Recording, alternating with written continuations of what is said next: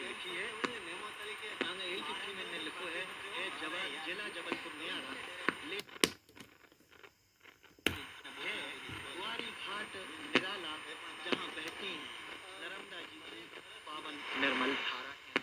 यहाँ लिख पहुँचाई है चिट्ठी लिखने के लाने अपने इनको ये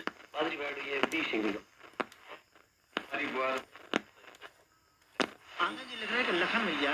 हम रेडियो छोड़ के कहूँ नहीं जाए क्या माने इनको लिखने को भाव तो है कि आपकी वाणी में बसी करना जौन हमें रेडियो सुन के सुख मिलत है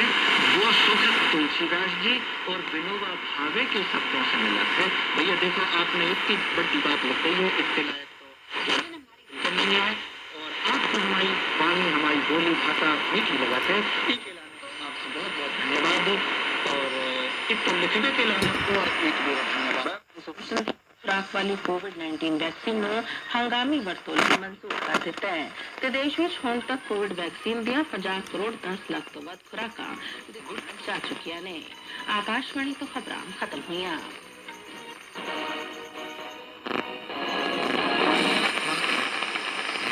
मीडियम वेव 243.6 मीटर या 173 किलोहर्ट्ज DRM 864 किलोहर्ट्ज 100.8 अधिल का 100.9 ले तो कहा क्या तो मोगडे तो वह कोनी